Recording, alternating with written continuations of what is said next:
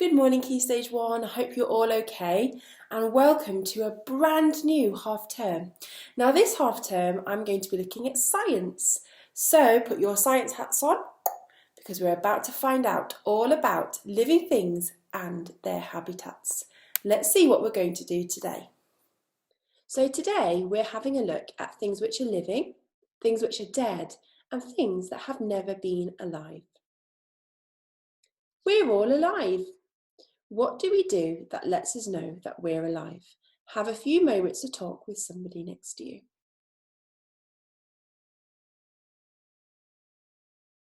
Life processes. All living things do certain things to stay alive. These are called life processes. Animals, including humans, do these things. Plants do too, although they do them in slightly different ways. Now, to help us think about things which are alive, there are certain characteristics of living things. So we know that if something is alive, it moves.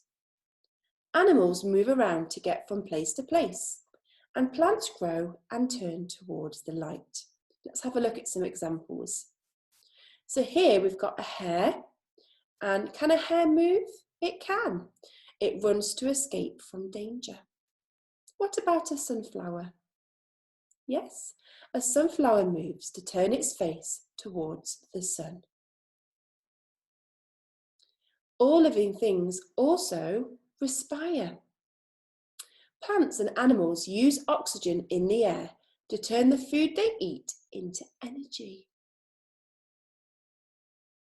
So here are some examples here. We've got mammals breathe through their mouths and their noses. Plants take in and give out gases through their leaves.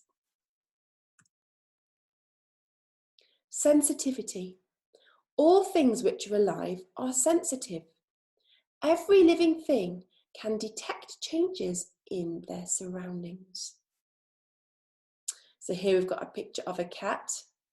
Animals use their senses to see, to hear, to taste, to touch, and to smell the world which is around them.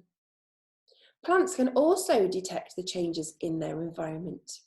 So this is a photograph of a mimosa plant, and it tells me here that it curls up when you touch it. All living things also grow. Animals grow from babies to adults, and seeds grow into plants. So we've got two examples here. We've got the ocean molar, and it started its life as an egg, not much bigger than a full stop on your paper. So very, very tiny egg. And it says here it will grow to weigh about 1,000 kilograms, which is the same size as a large bull. So it starts off as a very tiny egg and it grows into a huge ocean creature. We've also got a photograph of some bamboo here. So someone's taken the photograph from the floor. And it tells me here it can grow 3 centimetres every hour. So if you've got a ruler in your house, you might want to have a look to see how long 3 centimetres is. But that bamboo grows every hour 3 centimetres. Living things can also reproduce. That means that animals can have young, they can have babies. And plants produce seeds from which more plants grow. Got 2 examples here. Ooh, this is a good photograph. So this is a wolf spider, and you can see on her back, she has her babies. Can you see in tiny little eggs?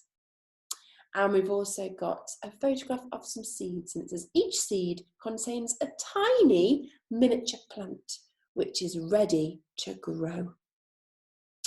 All living things excrete. So let's find out what that word means. Waste products are removed from the body. Both plants and animals have to get rid of excess gas and water. So let's look at some examples. How do we, as humans, get rid of waste products from our body? Yeah, we go to the toilet, don't we? So we've got to excrete, we've got to get rid of all the waste product. And for plants, they also have to excrete. So leftover gases and water leave plants through their leaves. All living things also need nutrition, nutrients. And food is eaten to provide energy to live. So if we weren't eating food, we would not be able to live. Green plants make their own food using sunlight. Let's look at some examples. Some animals eat plants and some eat other animals. Bears, like the one in this photograph, eat both. Same as people. Lots of people like to eat plants and also animals. Green plants here make their own food using the energy from the sun. So without the sunlight, the leaves wouldn't grow, the plant would die. And without plants and animals, we would not be able to live either. Without food, we need that nutrition to live.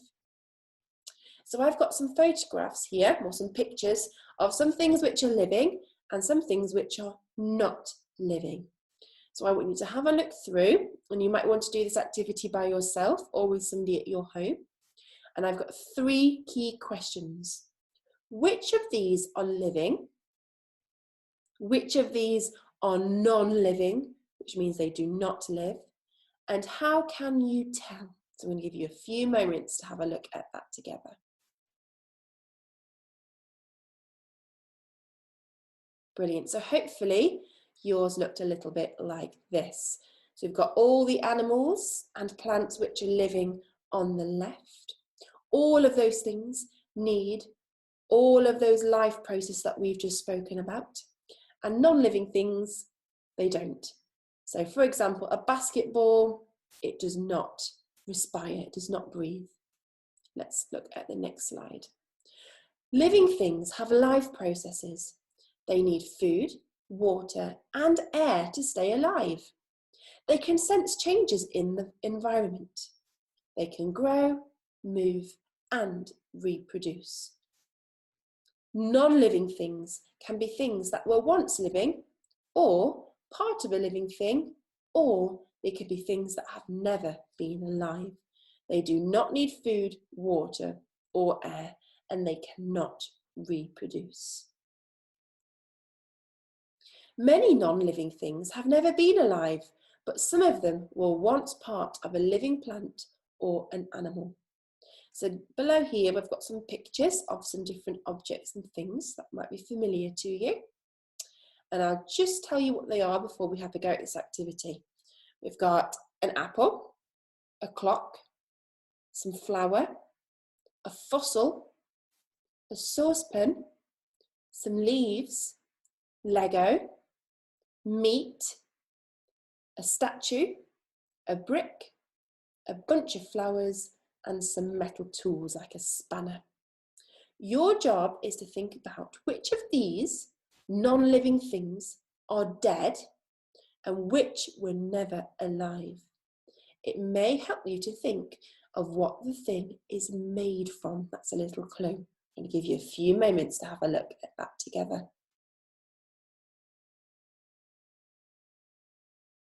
So these are the things that have never been alive. A clock has never been living. A saucepan, plastic Lego, a statue, a brick, and some tools. So all of those things have never been alive. So things made out of materials like metal, rock, plastic, glass, and sand have never been part of a living thing. Now the objects on the right here are now dead. So they used to be part of a living thing. So we've got an apple, flower, fossil, meat, a bunch of flowers, and some leaves. So have a quick discussion with somebody at home.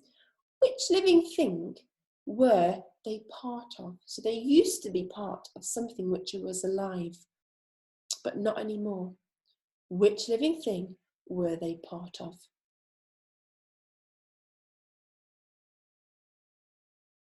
So here I've got a few examples for you to have a quick practice through before we have a go at the work today.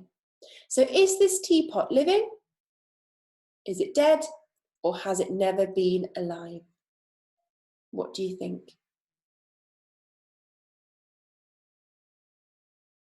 Is this rabbit living? Is it dead?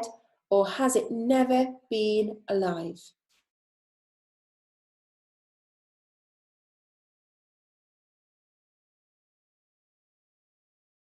And is this pine cone living, dead, or has never been alive?